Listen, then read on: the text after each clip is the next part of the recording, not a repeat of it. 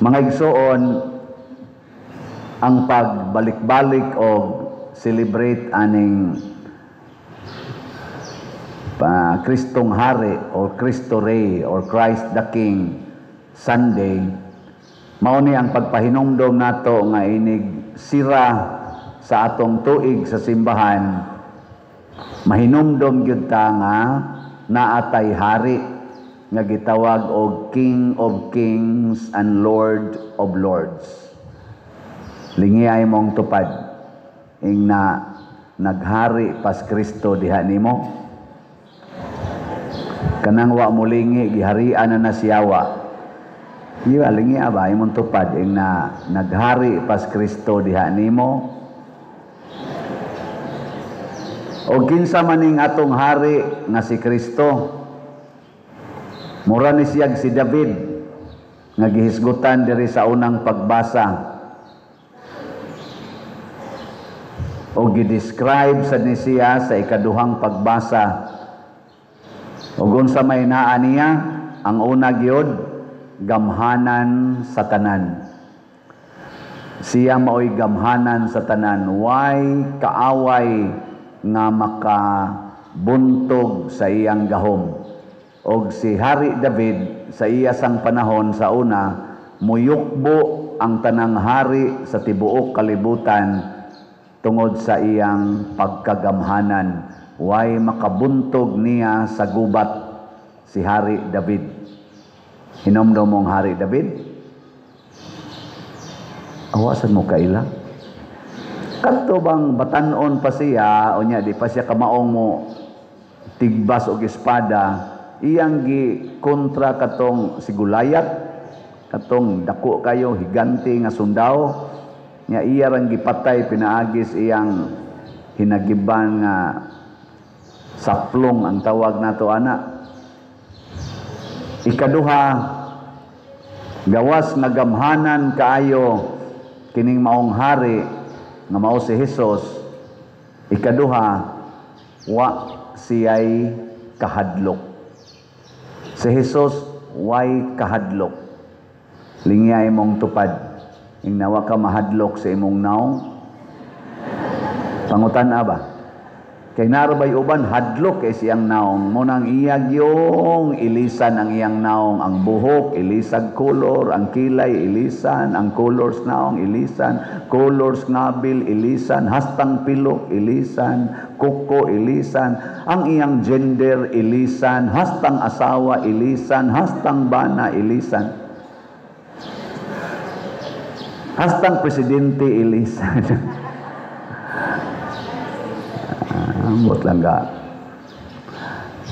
Muna, hadlok ta. Daghan kay tagkahadlok. Nay hadlok matiguang, hadlok masakit, hadlok mahagbong sa exams, hadlok ma-demote sa trabaho, hadlok mawadag trabaho, og labaw tanan hadlok mamatay.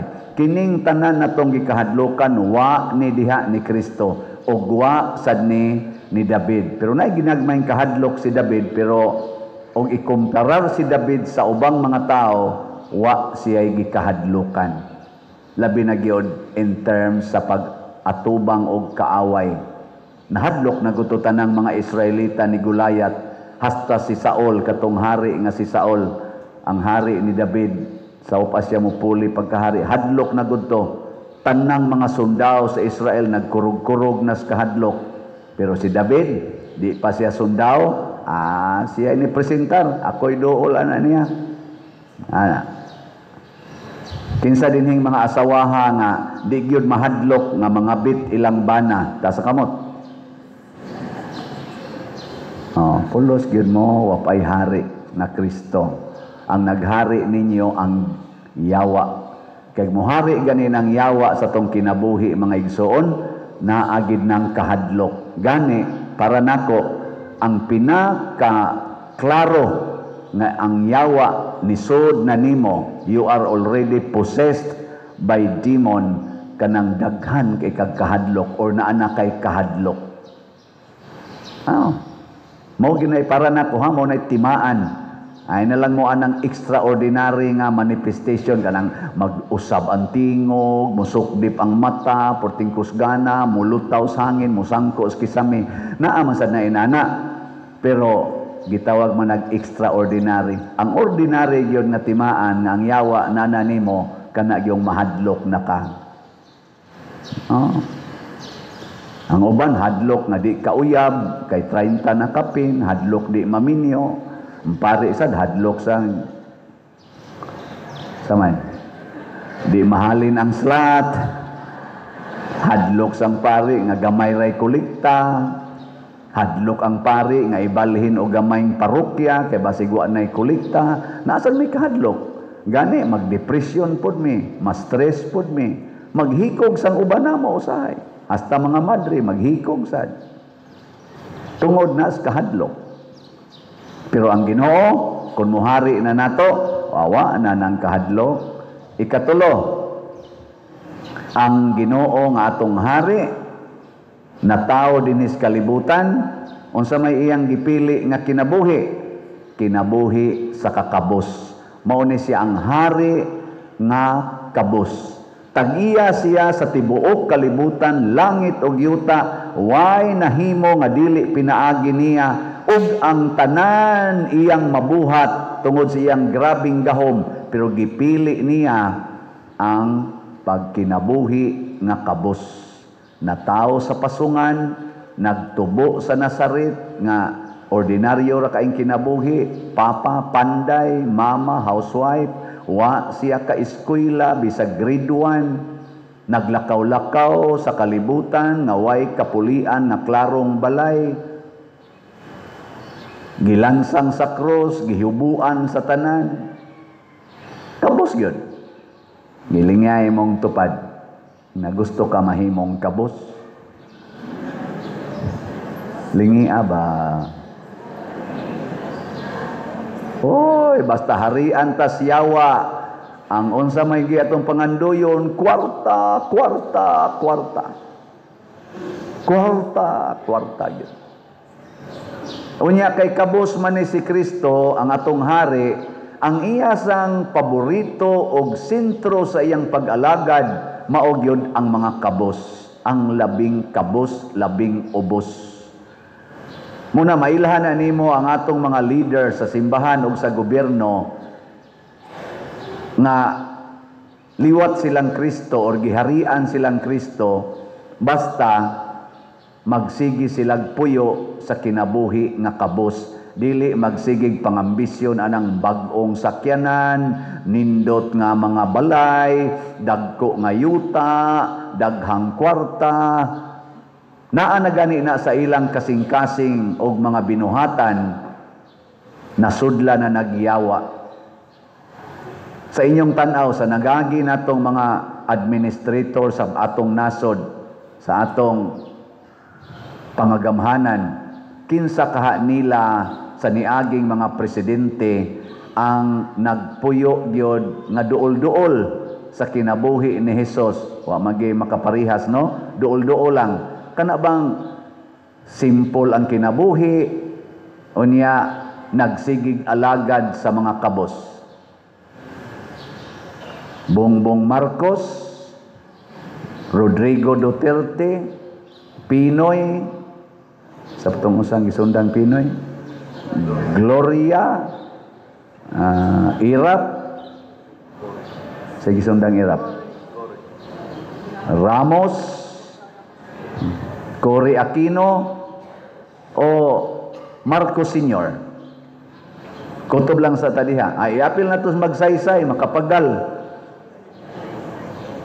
Kinsa kaha nila. Sa inyo lang naabutan.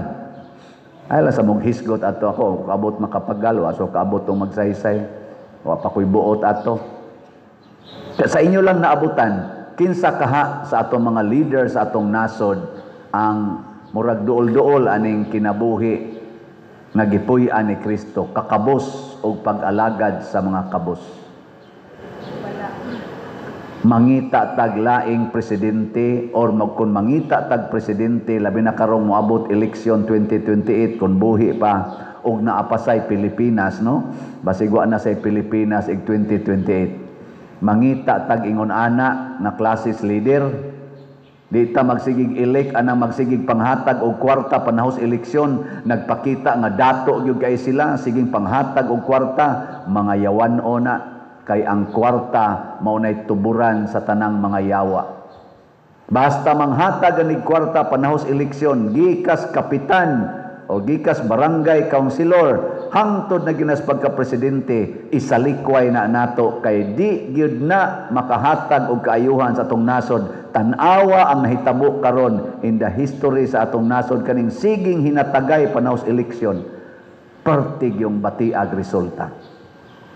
Bati as in bati. Muna, suportahan nato ang mga rally against corruption, against transparency, o pagkaway transparency, way pagka-accountability sa ato karong pangagamhanan. Karong sunod Domingo, ang atong Archbishop sa Sugbo, si Bishop Abit, magpasiog na og usa ka peaceful prayer rally. Apila na nato ha. Di mo mapil? Bahala mo diya. Katapusan nga quality. Unsa to'y quality sa atong hari nga si Kristo? Gamhanan, way gikahadlukan, kabus, ang ika-upat, kining maong hari na higugma kanunay. Ang iyag yung kinaiya, gihigugma gid niya ang tanang tao, wa gyoy bisan usa nga gisalikway. Apil ng iyang kaaway, apil na ang nagpatay niya. Sige, lingiyay mong tupad. Ing na nahigugma ka nako. Sige, lingiya ba? Anong gaturughoy raman ang inyong mga naong? Wa gid mo mahigugma na inyong tupad. Unyag di siya mo tubag, sige, ingna na lang siya, I will always love you. Sige na. Gugma, mo'y gikinahanglan. Mo na nga si Kristo sa dangatong hari, ang iyang greatest commandment, love God above all and love your neighbor as yourself. Why pili? Kinsa man sad sa atong niaging mga presidente ang nahigugma gyud sa tanan og anda mo alagad sa tanan. Kanang wa gyud pili ba? Naa ba? Kung wa gani karong umaabot sunod eleksyon, mabarangay man, malokal o ma-national elections, mamili ka ta og mga leaders o mga tao na kamaong mohigugma sa tanan, dili kay ang ilarang partido mo higugmaon, unya ila dayong lisod-lisoron ang ilang kontrapartido. Ang ilang kaugalingong partido o mga supporters mo ilang himuon yung sakto kanunay, tabunan gid ang tanang sala, samtang ang ilang kaatbang pangitaan yung sala. Ato na nang hunongon ng klasihas mga tao. Kay makaguba nagrelasyon, hasta man nagsuon ana nga relasyon gubon, hasta ang pamilya ana gubon, mag-away na ang banag asawa tungod las politika. Di na magtingganay ang mga managsuon tungod las politika, pagkalaway ug nahugno ang Pilipinas karon tungod ana. Maliwat unta tang Kristo nahigugma sa tanan. Mo na ingon siya, love your enemies. Gimangutana ko ninyo, do you love me? Yes or no? Pagkaluya. O ang akong uyab, akong pangutanon, do you love me? Yes. Buwag ka taday eh. Buwag ta. Aka mo saan mga babae? Ingnon nyo inyong uyab laki. Do you love me? Yes. Buwag ta eh. Di ba? Tapos muna ko be, do you love me? Birthday ra ba nako ugma? Kutob sa mo greet og happy birthday unsay buhaton? Palit og slot. Pila ka buok slot paliton? 11 - 300 pesos. Or na-challenge kay 62 naman ko ugma kung makaabot pa ko 6,200 ang inyong paliton. Challenge na siya. Di ba? Pero di ko maghikay ugma. Magmisa ko alas 6 buntag, human dunay mga 4 ka lugar dinhi nga wa pa nato naadto nga naigo usad sa lino, alinog kadtong bagyo.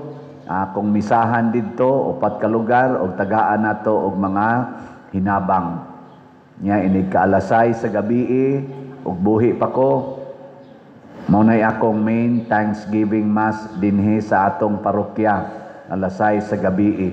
Nya human ana naadayon tay Camino Walk ngadto tuyok ngadto ba Camino atong iprosesyon kay Camino Walk man ta naman tay mini Camino dinhi kada MWF. Nya human ana manguli din tang malinawon. Mutambong mo sa akong misa ugma alas 6 gabi. Pagdamo og slot. Gyapon na. Ay na lang ng pagkaon, di na lang ta mangaon. Manguli lang gutang malinawon, di pa mo ta mamatay anagod. In sympathy sa atong mga tao nga wa gid taon pay balay karon. Di ta maghikay. Salamat sa namalit og slots. Ako laning i-announce ninyo, i-report.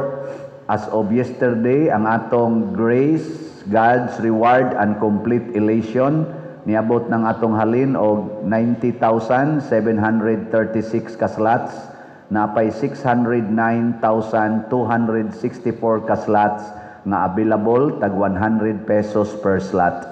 Doon na ni 70 slot challenge, nga tag 7,000 per challenge, 271 na ang atong nadawat.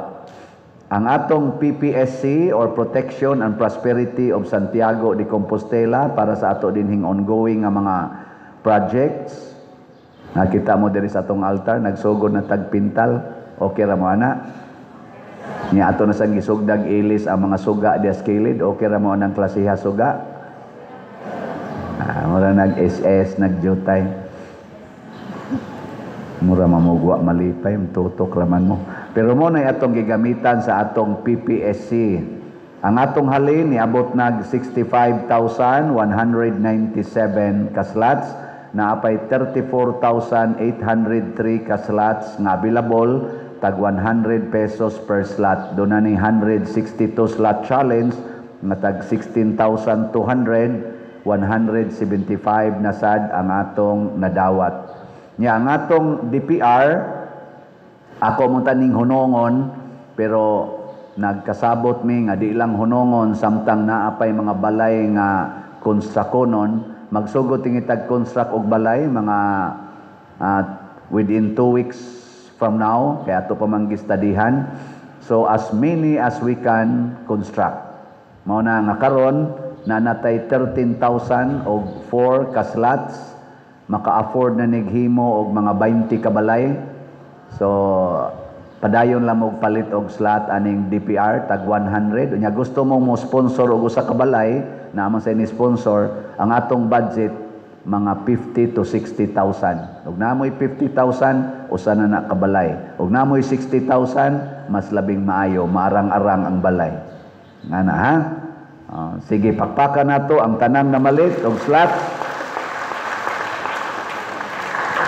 Naara ba sa mangutana unsaon man pagpalit og slot pader? Ako lang sa nimbalik-balikon. Una, diha ihatod sa tong opisina, nya madlong Domingo na dias gawas, daghan kay na dihang mga lamisa. Palit mo dihag slots. Unya, kung laing adlaw pwede i-deposito sa atong bank accounts, tanawa lang sa atong screen. Pwede sag ipadala sa atong GCash, pero puno-puno ng atong GCash karon, musugod na sa nagka-open inig first week sa next month. or ikwarta padala aning ato mga ngan nga gibutang dinhi labi na sa akongan mao nay paagis pagpadala. Nya lain sa natong pamaagi para pagtabang sa ato dinhing mga proyekto, doon natay concert, fundraising concert sa Sweet Notes. Mura magwa gi reaction nga maayo. Fundraising, Sweet Notes. Kailan mo Sweet Notes? Sige. Mao ni sila managtiayon nga may kay manganta, may kayo og muhimog mga concerts, ato silang naimbitar. Ang atong schedule karong December 14, adlawng Domingo.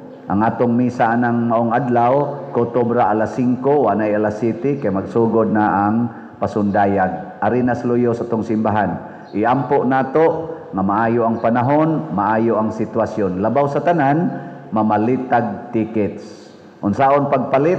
Tanawa lang ni mga number nga atong gipabutang dinhi sa atong screen, kontaka na or moanha ka sa atong opisina or diha sa mga lamisa. Tanawa lang diha pag-inquire kay aron makapalit kag tickets. Tagpila man ang tickets?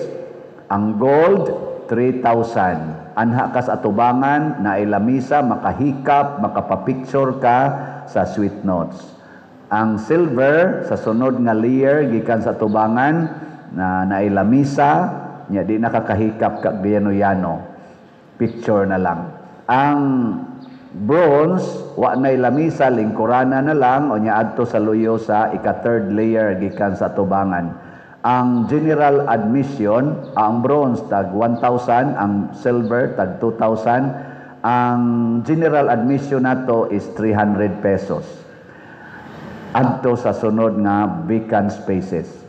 Mga igsoon, kining tanan atong gibuhat tungod kay mao ni pagpakita nato nga naliwat tas Ginoo. Mi-exercise ta sa atong gahom nga katilingbanon, diin magmugna tag mga butang nga makaayos katilingban. Pinaagi sa pagpaambit sa atong mga talents, atong mga kwarta o sa atong time. Unya, liwat sa ni Kristo, niining paagiha kay pinaagi aning slots, kaning concert, kaning atong pag-serve sa simbahan, atong gipakita nga nangalagad ta sa tanan. Og labaw sa tanan, anhisad nato mahimong atong kaugalingon nga kabus kaysa sige natong paambit di man gid ta madato, pero ang katilingban mo asinso og mo lambo.